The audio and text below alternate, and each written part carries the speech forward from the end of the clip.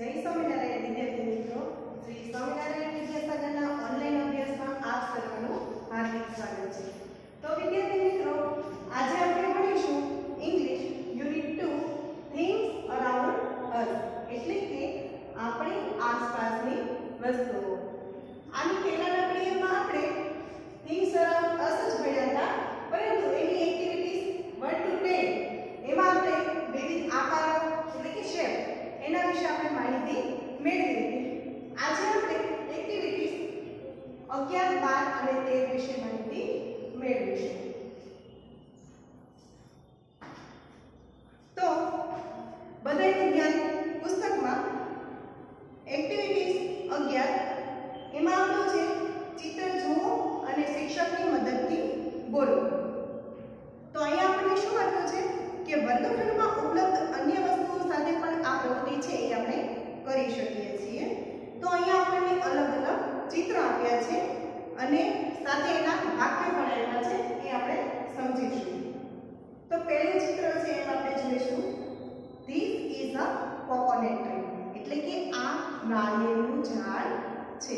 Coconut tree એટલે કે નાળિયેરનું ઝાડ। ઇટ ઇઝ અ ટોલ, તે કેવું છે? ઊંચું છે। પછી આપ્યું છે this is a neem tree, એટલે કે આ લીમડાનું ઝાડ છે। ઇટ ઇઝ શોર્ટ, તે કેવું છે? નીચું છે। ત્યાર પછી છે this is a yellow box, આ બોક્સ કેવું છે? પીળા કલરનું છે। ઇટ ઇઝ અ સ્મોલ, તે કેવું છે? નાનું છે। This is a green box, આ છે લીલા કલરનું બોક્સ છે। ઇટ ઇઝ અ બિગ, તે કેવું છે? મોટું છે। પછી છે this is an ice cream cup, આ શેનું ચિત્ર છે? આઈસ્ક્રીમનું છે, આઈસ્ક્રીમ કપનું ચિત્ર છે। ઇટ ઇઝ અ કોલ્ડ, તે કેવું છે? ઠંડો છે। તમને બધાને બહુ ભાવે છે ને આઈસ્ક્રીમ? ત્યાર પછી છે ધીસ ઇઝ અ કપ, આ છે કપનું ચિત્ર છે। તે કેવું છે? ધ ટી ઇઝ હોટ, એમાં ચા છે એ કેવી છે? ગરમ છે। તો આ વાક્ય ઉપરથી આપણને યુનિટ ટેસ્ટમાં ઇંગ્લિશમાં વિરુદ્ધાર્થી શબ્દ છે એ પૂછાઈ શકે। આપણે કેમ ગુજરાતીમાં આવે છે જેમ કે નાનું તો મોટું, ઊંચું તો નીચું, એવી રીતે આપણે અંગ્રેજીમાં પણ વિરુદ્ધાર્થી શબ્દ આવે છે જેને આપણે ઓપોઝિટ વર્ડ્સ કહીએ છીએ। તો મેં અહીંયા છે એ આ વિરુદ્ધાર્થી શબ્દ છે જે આ એક્ટિવિટીઝમાં વપરાયેલા છે એ મેં અહીંયા લખ્યા છે। તો ટોલ, ટોલ એટલે કે ઊંચું, શોર્ટ એટલે કે ટૂંકું, સ્મોલ એટલે કે નાનું, તો એનું વિરુદ્ધાર્થી શું થાય? બિગ, બિગ એટલે કે મોટું। ત્યારબાદ છે કોલ્ડ, કોલ્ડ એટલે કે ઠંડુ, તો એનું વિરુદ્ધાર્થી શું થાય? હોટ, હોટ એટલે કે ગરમ। ત્યારબાદ છે હેવી, હેવી એટલે કે ભારે, અને એનો વિરુદ્ધાર્થી છે લાઇટ, લાઇટ એટલે કે થોડું હલકું। બરાબર છે? તો આ હતી આપણી એક્ટિવિટીઝ 11। ત્યારબાદ આપણે એક્ટિવિટીઝ 12 નું ધ્યાન આપીશું। દરેક વિદ્યાર્થીનું ધ્યાન ચોપડીમાં। અહીંયા આપણને સરસ મજાનું ચિત્ર આપ્યું છે। ચિત્ર જોતા આપણને ખ્યાલ આવી જાય કે આ ચિત્ર શેનું છે। બરાબર છે? તો ધ ફ્રૂટ શોપ છે, એટલે કે ફળોની દુકાનનું ચિત્ર છે। શિક્ષક વાંચે તે સાંભળો અને આપેલ ખાનામાં જે તે વસ્તુ અને વ્યક્તિના રંગોના નામ લખો। હવે અહીંયા આપણને ચિત્ર તો આપ્યું છે પણ એની બાજુમાં એટલા બોક્સ આપ્યા છે, એમાં આપણે શું કરવાનું છે કે જે એરો માર્યો છે, જે તીર આપ્યું છે એ શું છે એનું નામ આપણે લખવાનું છે।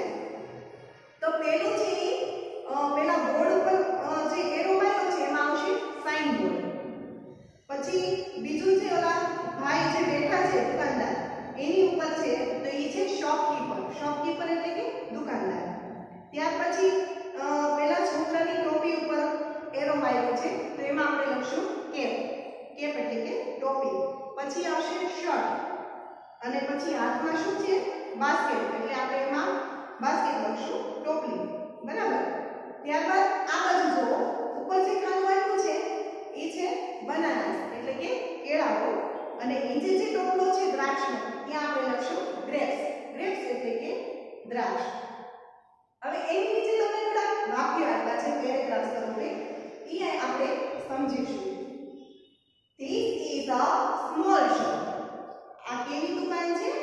નાની એવી દુકાન છે. It is a Maganbhai fruit shop. આ કોની દુકાન છે? મગનભાઈની ફળોની દુકાન છે. ફ્રૂટ શોપ એટલે કે ફળોની દુકાન. The shopkeeper's shirt is pink. હવે શોપકીપર એટલે કે દુકાનદાર. દુકાનદારનો શર્ટ છે એ કેવા રંગનો છે? પિંક રંગનો છે. His cap is red. તેની ટોપી છે એ કેવા રંગની છે? લાલ રંગની છે. The grapes are green. grapes એટલે કે દ્રાક્ષ. તો કેવા કલરની છે? ગ્રીન. ગ્રીન એટલે કે લીલા રંગની છે. ત્યાર પછીની છે એમાં ધ્યાન આપો. A boy is talking to him. એટલે જે છોકરો છે એ ટોકિંગ એટલે કે વાત કરી રહ્યો છે. જો ટોક એટલે કે વાત કરવી અને ટોકિંગ એટલે આઈએનજી લાગ્યું છે એટલે ક્રિયા શરૂ છે. ઈ છોકરો છે ઈ શું કરે છે કે વાત કરી રહ્યો છે. તો હિમ એટલે કોણ? શોપકીપર. તે છોકરો દુકાનદાર સાથે વાત કરી રહ્યો છે. ત્યાર પછી છે હી ઇઝ સલીમ. તેનું નામ શું છે? Salim. He has a basket in his hand. તેના હાથમાં શું છે? બાસ્કેટ. બાસ્કેટ એટલે કે ટોપલી. His basket is green. Basket છે કેવા રંગની છે? લીલા રંગની છે. The boy's cap is blue and white. જો મંગલભાઈની કેપ છે કેવા રંગની છે? રેડ રંગની છે એટલે કે લાલ રંગની છે. પરંતુ સલીમ એટલે કે આ છોકરાની કેપ છે એ કેવા રંગની છે? તો કે બ્લુ અને વ્હાઇટ રંગની છે. Look at the bananas. હવે તમે કેળાઓ જુઓ. There are yellow bananas. એટલે કે બનાના છે એ કેવા રંગના છે? પીળા રંગના છે. There are green bananas. શું કીધું? કે લીલા રંગના છે એટલે કે કાચા કેળા. Look at the signboard. એટલે કે ઉપરનું જે નામનું બોર્ડ છે એ તમે જુઓ. It is red and blue. તે કેવા રંગનું છે? લાલ અને બ્લુ કલરનું છે. તો અહીંયા આપણે એક શોપ ફ્રૂટ શોપ છે એના વિશે આપણે માહિતી મેળવી. હવે એના અમુક ક્વેશ્ચન આન્સર છે આપણને નીચે ટેક્સ્ટ બુકમાં આપ્યા છે તે આપણે જોઈશું. ખોટા વિકલ્પ પર લીટી કરી નીચેના પ્રશ્નોના જવાબ આપો. જો અહીંયા આપણને પ્રશ્ન આપ્યો છે એની સાથે આપણને બે વિકલ્પ આપ્યા છે. એમાંથી જે સાચો વિકલ્પ હોય એ રાખવાનો અને ખોટો વિકલ્પ છે એની ઉપર આપણે લીટી કરી દઈશું. પહેલું છે who is the shopkeeper? એટલે કે દુકાનદાર કોણ છે? તો શું આવશે? મંગલભાઈ કે મગનભાઈ? વિચારો તો જોઈએ. શું આવશે? મગનભાઈ. ત્યારબાદ છે what is the Salim doing? Salim છે એ શું કરી રહ્યો છે? હવે ટોકિંગ કે વોકિંગ? વિચારો તો જોઈ. ટોકિંગ એટલે વાતો કરવી અને વોકિંગ એટલે કે ચાલવું. તો સલીમ છે એ વાતો કરી રહ્યો છે કે ચાલી રહ્યો છે? વિચારો તો જોઈએ. ટોકિંગ કરી રહ્યો છે. સલીમ છે એ શું કરી રહ્યો છે?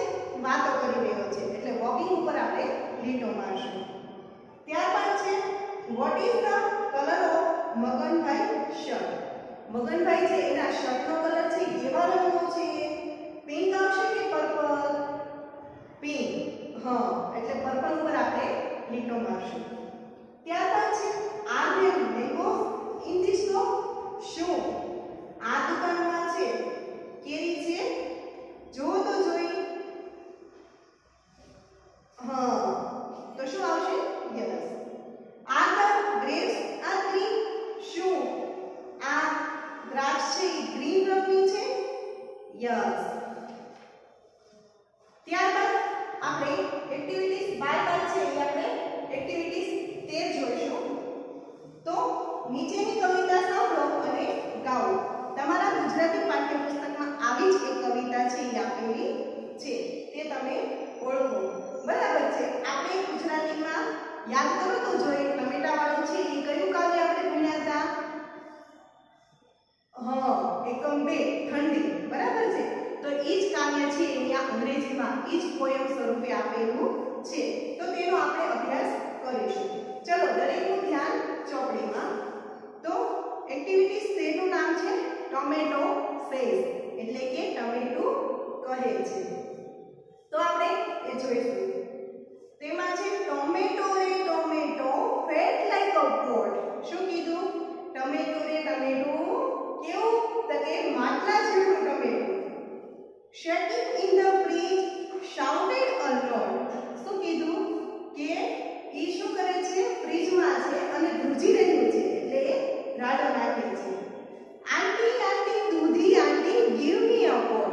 શું કીધું? કે દૂધી માસી હવે મને કોટ પહેરાવો, બંડી પહેરાવો. Look at me I M શિવરિંગ a lot. શું કીધું? તમે મને જુઓ, મારી સામે જુઓ, હું ખૂબ ધ્રુજી રહ્યું છું. Oh I was happy on the plant. શું કીધું? કે હું બહુ ખુશ હતો. ક્યાં? પ્લાન્ટ એટલે કે છોડ ઉપર. Sunshine was very very nice my eye. શું કીધું? ત્યાંનો તડકો છે મને ખૂબ જ ગમતો હતો. Here it is all ice and ice. શું કીધું? અહીંયા તો બસ બરફ અને બરફ જ છે. The village is cold cool ice. શું કીધું? અહીંયા તો બસ આખું ઠંડુ ઠંડુ ગામ હોય ને એવું જ લાગે છે. ત્યારબાદ આ બાજુ જુઓ. ઓ આંટી who made this fridge? શું કીધું? કે ઓ આંટી, ઓ માસી, આ ફ્રીજ છે કોણે બનાવ્યું હશે? Here I feel nothing warm is. શું કીધું? કે હું આમાં જરાય ગરમી, વામ એટલે ભૂખ અથવા ગરમી અનુભવી શકતું નથી. ટીપ ટેપ કમ પિંકી હંગ્રી. શું કીધું? કે ટીપ ટેપ કરતી કોણ આવી? પિંકી આવી, ભૂખી થઈને આવી. હંગ્રી એટલે કે ભૂખી થવું. Open the fridge and took out ઘારી. શું કર્યું? એને દરવાજો ખોલ્યો અને શું લીધું? ઘારી નામની છે ગોળ મીઠાઈ આવે છે જે તમે બધાએ ખાધી હશે. Suddenly the radish move about.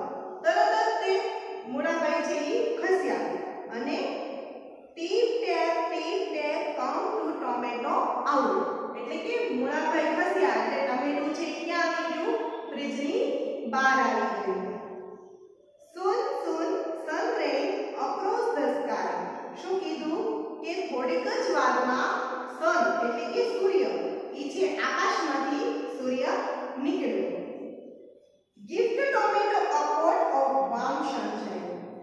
ઈ જે સૂર્ય આવ્યો આકાશમાંથી એને ટમેટાને શું ગિફ્ટ આપી? તો કે તડકા રૂપી કોટ આપ્યો. I am the king. પછી ટમેટું શું કહે છે? કે હું રાજા છું. Said with a smile fine. પછી એને ખૂબ સરસ હાસ્ય સાથે શું કીધું? કે હું તો રાજા છું. તો આપણી ગુજરાતીનું કાવ્ય છે એના જેવી જ સેમ આ અંગ્રેજી પોયમ છે ટોમેટો સેઝ. તો આજે આપણે અંગ્રેજીમાં યુનિટ 2 એક્ટિવિટીઝ 11, 12, 13 નો અભ્યાસ કર્યો. બરાબર છે? આશા છે કે તમને બધું સમજાઈ ગયું હશે. છતાંય ન સમજાણું હોય તો મને પૂછવાની છૂટી છે. અને ત્યારબાદ હવે આવતા પીરિયડમાં આપણે યુનિટ 3 નો અભ્યાસ કરીશું.